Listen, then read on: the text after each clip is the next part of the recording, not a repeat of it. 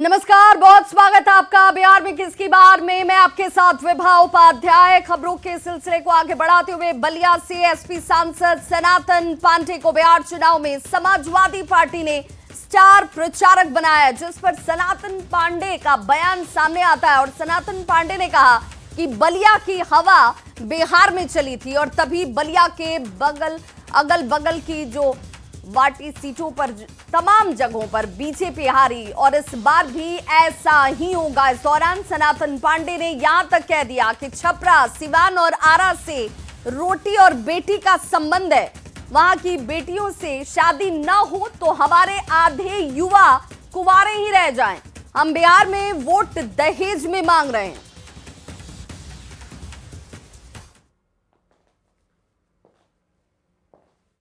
आधे लड़के कुंवारे रह जाएंगे। हमारा तो रोटी और बेटी का संबंध है वहाँ पे, और रोटी बेटी का संबंध है तो वोट मांगने जा रहे हैं। अरे हम दहेजे में वोट मांगेंगे? बलिया वाले लोग जाकर के भी दहेजे में वोट दे दो, गठबंधन की सरकार बना दो। हम वोट मांगेंगे दहेज में ही मांगेंगे। तो सपा सांसद सनातन पांडे के बिहार से दहेज में वोट मांग लेने वाले बयान पर मंत्री जेपीएस राठौड़ ने पलटवार किया। जेपीएस राठौड़ ने कहा कि सपा वालों का काम ही यही है, वो दहेज लेते हैं, दहेज में जमीन लिखवा लेते हैं, लेकिन मोदी जी वहां कुछ लेने नहीं बल्कि देने गए हैं।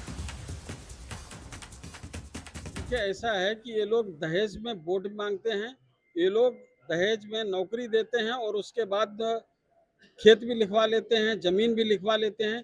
ये सब कुछ दहेज ही इनको चाहिए।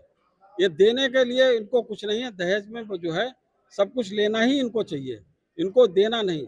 माननीय प्रधानमंत्री नरेंद्र मोदी जी, नीतीश कुमार जी, हमारी सरकार वहां पर लोगों को देने के लिए जा रही है, कुछ लेने नहीं जा रही है।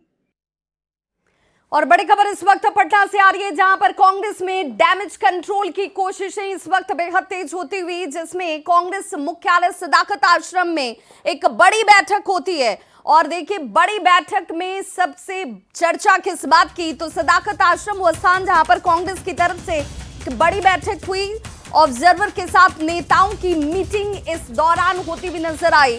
केसी वेणुगोपाल की बात करें, अजय माकन हो, चाहे अशोक गहलोत हो, शीर्ष नेतृत्व जो कांग्रेस की तरफ से है, कृष्णा अल्लावरू, राजेश राम, इन सभी की मौजूदगी यहां पर देखने को मिली। और उम्मीदवारों के बारे में फीडबैक लिया गया कि आखिर नाखुशी, नाराजगी किन उम्मीदवारों को लेकर है या फिर उन उम्मीदवारों को लेकर किस तरह की चर्चाएं हैं। बताया जा रहा है कि जो असंतोष है, जो उम्मीदवारों के चयन से लेकर तमाम दूसरे मुद्दे हैं, उन पर चर्चा की गई है। बिहार कांग्रेस प्रभारी चाहे कृष्णा अल्लावरू की बात करें, प्रदेश अध्यक्ष की बात करें, राजेश राम की, सभी की मौजूदगी यहां पर थी और फीडबैक उम्मीदवारों को लेकर लिया गया है। बिहार विधानसभा चुनाव में अब महज चंद रोज शेष बचे हैं, लेकिन कांग्रेस अब भी अंतर्कलह से जूझ रही है। जो डैमेज कंट्रोल है उसके लिए पार्टी के बड़े नेता पटना पहुंच चुके हैं। जनरल सेक्रेटरी केसी वेणुगोपाल, सीनियर जो पार्टी के नेता हैं अजय माकन, जो स्क्रीनिंग कमेटी के अध्यक्ष हैं, और इसके अलावा सीनियर ऑब्जर्वर अशोक गहलोत पटना में देर रात तक बैठक करते रहे। जो डिस्ट्रिक्ट ऑब्जर्वर हैं उनके साथ ये बैठक होती रही। पहले 1-to-1 बैठक हुई, उसके बाद जो ज्वाइंट मीटिंग हुई उसमें फीडबैक लिया गया जो बिहार में कांग्रेस के कैंडिडेट हैं उनके बारे में, और ये जानकारी हासिल की गई कि कौन से कैंडिडेट जो हैं वो बेहतर पोजीशन में हैं। सभी कैंडिडेट्स को ABC 3 कैटेगरी में बांटा गया है। इसके अलावा कई चीज़ों पर गहन मंथन किया गया। इस बैठक में चुनाव प्रबंधन पर भी कई चर्चा हुई और कई जो इंस्ट्रक्शंस हैं वो दिए गए पार्टी के सीनियर लीडर्स की तरफ से, ऑब्जर्वर और डिस्ट्रिक्ट जो प्रेसिडेंट हैं कांग्रेस के उनको। और सबसे बड़ी बात यह है कि जो हाल के दिनों में पार्टी में जो असंतोष का स्वर उभरा, जो बागी तेवर दिखाए कांग्रेस के नेताओं ने, उसको लेकर भी जो सीनियर लीडर्स हैं वो काफ़ी गंभीर दिखे। और ये कहा गया है कि अगर कोई भी पार्टी विरोधी गतिविधियों में इन्वॉल्व पाया जाता है तो ऐसे लोगों के खिलाफ जिलाध्यक्ष और डिस्ट्रिक्ट ऑब्जर्वर जो है वो रिपोर्ट दें, उनके खिलाफ तत्काल कार्रवाई की जाएगी। जो महागठबंधन की एलाइज पार्टियां हैं उनसे कैसे बेहतर कोऑर्डिनेशन बनाया जाए और कैसे जो उनको चैलेंज फिलहाल कांग्रेस की तरफ से ये मिल रहा है कि कांग्रेस के कैंडिडेट अपने एलाइज पार्टियों के सीटों पर भी खड़े हो गए हैं, तो उसको कैसे इस इशू को सॉल्व किया जाए, इस पर भी गहन मंथन किया गया। अब देखना होगा डैमेज कंट्रोल जो है वो किस हद तक कारगर साबित होता है, लेकिन फिलहाल कांग्रेस में चुनाव प्रचार की गति जो है वो अभी सामने नहीं आ रही है। हालांकि जो सूत्र हैं वो बता रहे हैं कि 27 तारीख के बाद से चुनाव प्रचार की गति जो है वो तेज पकड़ेगी और कांग्रेस के जो सीनियर लीडर्स हैं, राहुल गांधी हों, प्रियंका गांधी हों, मल्लिकार्जुन खड़गे हों, ये सभी चुनाव प्रचार के लिए बिहार आएंगे। कैमरा पर्सन मनीष जुनेजा के साथ संजय कुमार, न्यूज़ 18 पटना। और इसी खबर पर हमारे साथ इस वक्त संवाददाता संजय जुड़ चुके हैं ज्यादा जानकारी के साथ। संजय, चूंकि अब इस वक्त डैमेज कंट्रोल की कवायद के मकसद से जो मीटिंग हुई, कितना कंट्रोल हो पाया है? देखिए, कितना कंट्रोल हो पाया है इसका तो आने वाले घंटों में पता चल पाएगा, लेकिन सबसे बड़ी बात है कि जनरल सेक्रेटरी केसी वेणुगोपाल वो इस तरीके से चुनाव के एन वक्त पहले किसी स्टेट में नहीं जाते हैं। उनका बिहार आ जाना निश्चित तौर पर पार्टी के अंदर जो परिस्थितियां बनी हैं वो सही नहीं है, इसलिए तमाम बड़े जो लीडरान हैं वो पटना पहुंच गए हैं और ये बताया जा रहा है कि बेहतर तालमेल जो कोऑर्डिनेशन की बात आ रही है उस पर भी फोकस किया गया है। तो देखना होगा, अगले कई घंटे कांग्रेस के लिए बेहद महत्वपूर्ण है, क्योंकि कांग्रेस ही एकमात्र ऐसी पार्टी है जो आंतरिक कलह से भी जूझ रही है और जो सहयोगी दल हैं महागठबंधन के, उनके साथ बेहतर तालमेल में कहीं ना कहीं पीछे लग रही है। संजय, आज के अगर कार्यक्रमों की बात करें तो आज क्या होगा, क्योंकि इन सभी की मौजूदगी तो अब भी पटना में है? देखिए, बिल्कुल ये नेता अभी पटना में ही कैंप करेंगे, जो सूत्रों से जानकारी मिली है। क्योंकि 27 तारीख के बाद तमाम जो बड़े नेता हैं कांग्रेस के, उनका बिहार में चुनाव प्रचार का जो दौर है वो शुरू होगा। तो स्ट्रेटेजी आज भी बनेगी, आज भी बैठक होगी और आज संभवतः तेजस्वी यादव और जो दूसरे नेता हैं महागठबंधन के, उनके साथ भी इनकी वार्ता होगी। क्या ये वार्ता फोनिक होगी या मिलकर होगी, ये देखना होगा। लेकिन पैचअप करने की कोशिशें लगातार जारी है कांग्रेस की तरफ से। इसका क्या परिणाम आता है अगले कई घंटे बेहद महत्वपूर्ण पार्टी के लिए भी। बहुत बहुत शुक्रिया संजय इस तमाम जानकारी के लिए। तो देखिए, बिहार विधानसभा चुनाव में एनडीए के नेतृत्व को लेकर अमित शाह ने एक बड़ा बयान दिया। अमित शाह की तरफ से एक बयान जिसमें एक बार फिर से साफ कर दिया गया कि हम सब नीतीश कुमार के नेतृत्व में ही चुनाव लड़ रहे हैं। एनडीए में नीतीश को लेकर कहीं कोई संदेह नहीं है। शाह ने साफ संदेश दिया कि नीतीश ही एनडीए के महानायक हैं। भारत माता की जय श्री राम। हम नीतीश जी के नेतृत्व में चुनाव लड़ रहे हैं। केंद्रीय गृह मंत्री अमित शाह ने एक बार फिर साफ कर दिया है कि बिहार में एनडीए के नेता नीतीश कुमार ही हैं। एनडीए नीतीश कुमार के नेतृत्व में चुनाव लड़ रहा है। बिहार में एनडीए के लिए नीतीश से बड़ा कोई नेता नहीं है। नीतीश के नाम पर कोई किंतु और परंतु नहीं है। मुंगेर में चुनावी जनसभा को संबोधित करते हुए शाह ने एनडीए को 5 पांडव बताया और नेतृत्व करता नीतीश कुमार को। पांचों दल, जदयू, भाजपा, हम पार्टी, पासवान जी की पार्टी, कुशवाहा जी की पार्टी, 5 पांडवों की तरह एकजुट होकर चुनाव लड़ रहे हैं। और दूसरी ओर महागठबंधन में टिकटों के मामले पर ही लठमारी हो गई। इनका ना नेता है, ना नियत है, ना नेतृत्व है। एनडीए का हम नीतीश जी के नेतृत्व में चुनाव लड़ रहे हैं। बिहार की सियासी जंग में महागठबंधन ने पोस्टर के जरिए तेजस्वी को नायक बताया था, लेकिन अमित शाह ने साफ कर दिया कि बिहार के महानायक एक ही हैं और वो हैं नीतीश कुमार, जिन्होंने बिहार को जंगल राज, अपराध और भ्रष्टाचार से मुक्ति दिलाई। सारे उद्योग बंद हुए, सिर्फ एक ही उद्योग चला, डकैती, खून, फिरौती, अपहरण, और पूरा बिहार नरसंहारों से जल गया था। नीतीश बाबू ने 20 साल में बिहार को एक अच्छा प्रदेश बनाकर अच्छी कानून और व्यवस्था का काम करा है। महागठबंधन तेजस्वी को सीएम फेस बताकर एनडीए से सवाल पूछ रहा था, लेकिन शाह ने शंखनाद करते हुए कहा कि पूरा का पूरा एनडीए नीतीश कुमार के नेतृत्व में चुनाव लड़ रहा है। नीतीश कुमार एनडीए के लिए महानायक हैं। न्यूज़ 18 के लिए मुंगेर से अरुण शर्मा और नालंदा से अभिषेक कुमार की रिपोर्ट।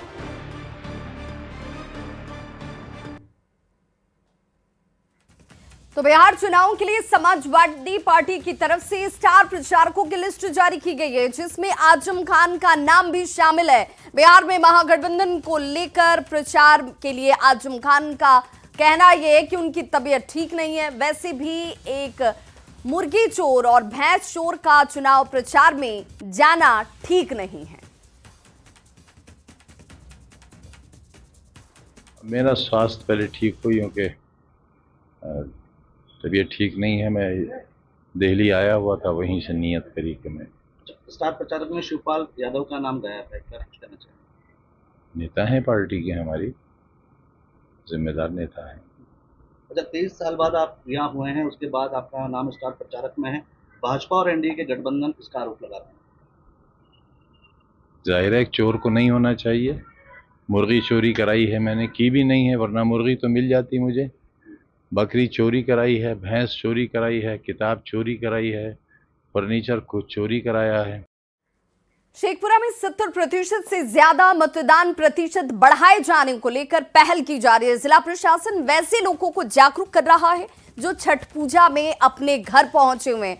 उनसे चुनाव के बाद ही वापस लौटने की अपील की जा रही है। ज्यादा जानकारी दे रहे हैं न्यूज़ 18 संवाददाता अजित कुमार सिन्हा।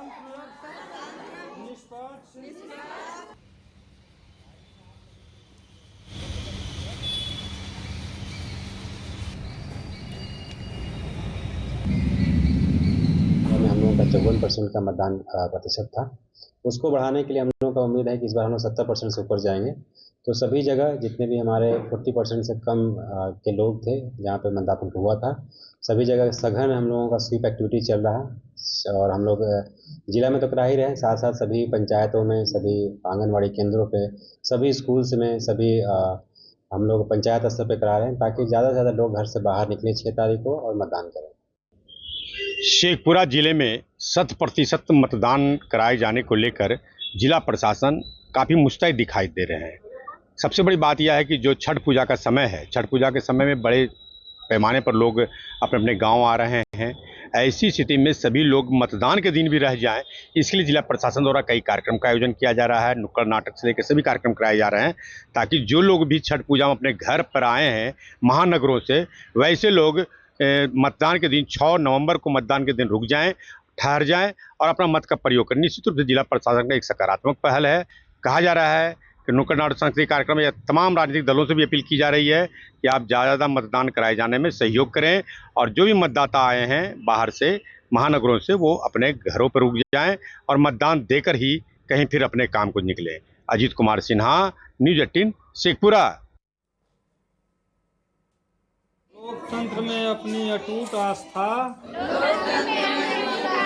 रखते हुए अपने देश की लोकतांत्रिक परंपराओं और स्वतंत्र निष्पक्ष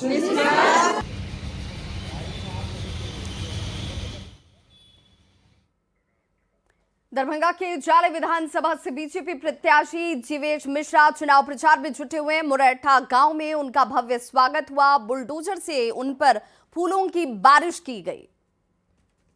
तो ये तस्वीर इस वक्त आपके टीवी स्क्रीन पर, जहां पर जीवेश मिश्रा पहुंचे और बीजेपी प्रत्याशी जीवेश मिश्रा जैसे ही यहां पर पहुंचे, देखिए हजारों की संख्या में समर्थकों का हुजूम उनके साथ नजर आ रहा था और फूलों की बारिश उनके ऊपर की गई और अपने इस सत्कार से, इस स्वागत से गदगद नजर आए जीवेश मिश्रा। और देखिए माननीय मंत्री और जाले विधायक जीवेश कुमार जी के लिए किस तरह से जनसैलाब जुड़ा है। आप लोग देख सकते हैं किस तरह से जनसैलाब है। ये है मुरैठा, जहां से कांग्रेस प्रत्याशी का गांव है। यहाँ स्वागत और अभिनंदन आम कार्यकर्ता के द्वारा किस तरह जीवेश कुमार जी का किया जा रहा है। हजारों हजार ग्रामवासी को धन्यवाद देता हूँ, उनके इस स्वागत के लिए अभिभूत हूँ। जय जय श्री राम। विधानसभा चुनाव को लेकर पटना में मतदाता जागरूकता अभियान चलाया जा रहा है। गांधी मैदान में एक विशालकाय रंगोली बनाई जा रही है, जिसके माध्यम से लोगों को चुनाव से जुड़ा हुआ संदेश दिया जा रहा है। ये तस्वीर ऐतिहासिक, ये गांधी मैदान और इसी गांधी मैदान में एक भव्य और विशाल रंगोली का निर्माण किया जा रहा है, जिसमें संदेश लोगों को लोकतंत्र के इस महापर्व से जुड़ने की, अपने अधिकारों के इस्तेमाल करने की, इसको खूबसूरती को समझने की और सभी की भागीदारी को सुनिश्चित कराने की कोशिश।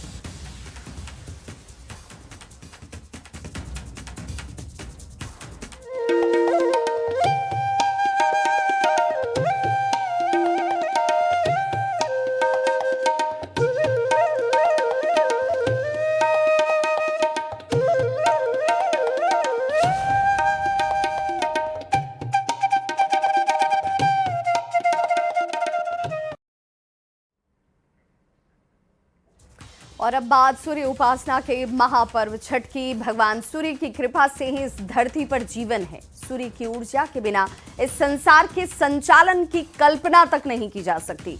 भगवान सूर्य की किरणों से कई रोगों का नाश होता है।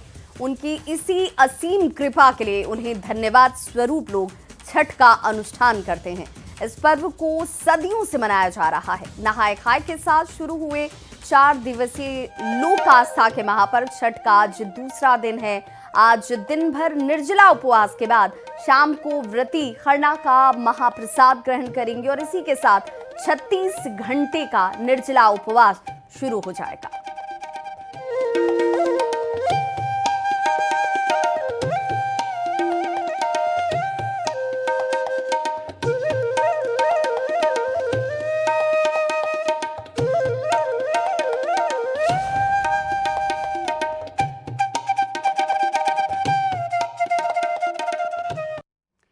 तो महाव्रत छठ के अनुष्ठान का आज दूसरा दिन है और आज छठ व्रती जो हैं खरना पूजा करने वाली हैं। इस मौके पर पटना के गंगा घाट पर भारी भीड़ उमड़ी हुई नजर आती है। दीघा घाट की तस्वीर इस वक्त हम आपको दिखा रहे हैं। देखिए, हजारों की संख्या में यहाँ गंगा घाट पर पहुंचे हुए छठ व्रती, उनके परिवारजन स्नान ध्यान कर यहाँ से गंगा जल भरकर अपने घर की ओर निकलते हैं और इसी गंगा जल से महाप्रसाद बनाया जाएगा। पाटीपुल गंगा घाट का जायजा लिया न्यूज़ 18 संवाददाता संजय कुमार ने।